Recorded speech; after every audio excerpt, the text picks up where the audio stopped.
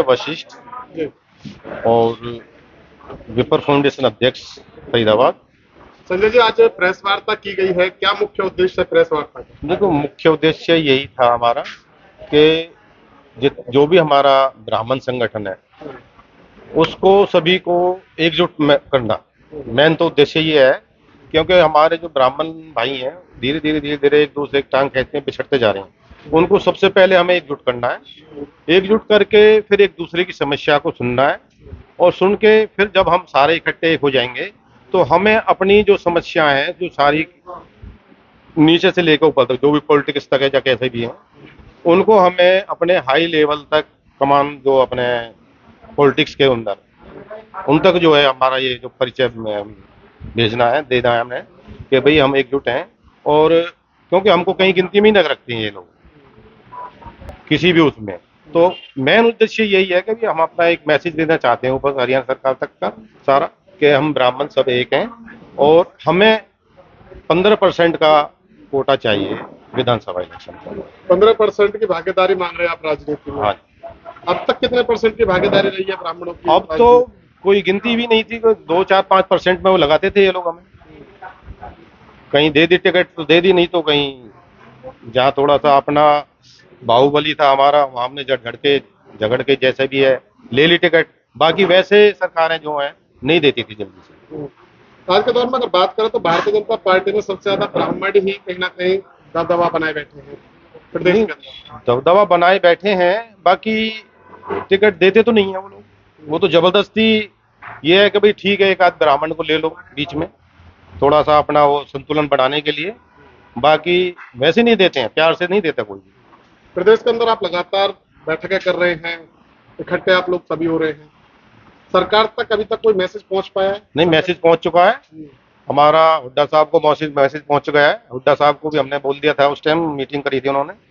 और पीछे से पंचकुला भी हम गए थे, वहां भी हम सभी लोग बुलाए थे, मूलचंद जी को भी बुलाया था। तो मूलचंद जी का मैसेज थोड़ा सा उस टाइम गलत था, हमारे ब्राह्मणों के फेवर में नहीं था। तो हुड्डा जी से हमने कहा था ठोक के, उन्होंने भी ठोक के कह दिया है कि 15% का कोटा हम देंगे अपनी सरकार से। और आने वाले समय में उन्होंने घोषणा भी कर दी थी कि डिप्टी सीएम भी हम तुम्हारा देंगे। तो क्या लगता है बीजेपी से नाराज नजर आ रहा है? नहीं, नाराज नहीं है, नाराज नहीं है। हमें काफी कुछ नजर आ रही है। नहीं नहीं नहीं, देखो जहां हमारी डिमांड पूरी होगी या हमारी सुनवाई होगी, हम उस तरफ विधानसभा चुनाव में ब्राह्मण समाज किस तरफ ज्यादा नजर आएगा, बीजेपी की तरफ या फिर कांग्रेस तरफ? देखो, ये तो अभी हम सारे एकजुट हो रहे हैं। अभी हमारे जो जितने भी सारे टीम्स हैं वो देखेंगे, अपना मीटिंग करेंगे। मीटिंग करके फिर जहां उनको फायदा दिखेगा उस कैंडिडेट को जिताने की कोशिश करेंगे वो। आप कह रहे हैं 15% की बात, बीजेपी में प्रदेश अध्यक्ष की बात की जाए तो मोहनलाल बटौली, हाँ वो पहले शिक्षा मंत्री की बात की जाए तो रामविलास शर्मा, कैबिनेट मंत्री की बात की जाए तो मूलचंद शर्मा, ये सभी लोग तो ब्राह्मण है। ब्राह्मण तो है, अब ब्राह्मण को कोई ऐसी पावर तो किसी को भी नहीं दे रखी ना कि भाई वो सबको बस ये है कि थोड़ा बना रखा है प्रदेश अध्यक्ष है, बाकी उनके पास वैसे कुछ नहीं है। अच्छा, पावर नहीं है, वो सारा कुछ जो है अपने पास उनके।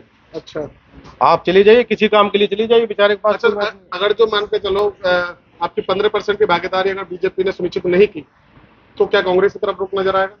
बिल्कुल आएगा। फाउंडेशन फरीदाबाद की तरफ से विप्र समाज का सम्मेलन किया जा रहा है, विप्र सम्मेलन, जिसमें मुख्य अतिथि के रूप में आदरणीय बड़े भाई जितेंद्र भारद्वाज जी होंगे और विशिष्ट अतिथि के रूप में हमारे प्रदेश के जो विप्र के प्रधान हैं कुलदीप वशिष्ठ जी आ रहे हैं। और इसका जो मुख्य उद्देश्य है, जैसा प्रधान जी ने आपको बताई दिया है, कि समाज में जो हम टिकटों में भागी है हमारे, उसके लिए हम लोग इसको कर रहे हैं और हमारी कोशिश है समाज को एक करके अपने हक की लड़ाई। आप खुद भी तैयारी कर रहे हैं कांग्रेस से विधानसभा चुनाव की, तो क्या लगता है इसका एक बड़ा फायदा कहीं ना कहीं गिरीश भारद्वाज को आने वाले समय में मिल सकता है? देखिए, जब समाज आवाज उठाता है तो उसका फायदा समाज के जो भी राजनीति कर रहे हैं उन लोगों को होता है।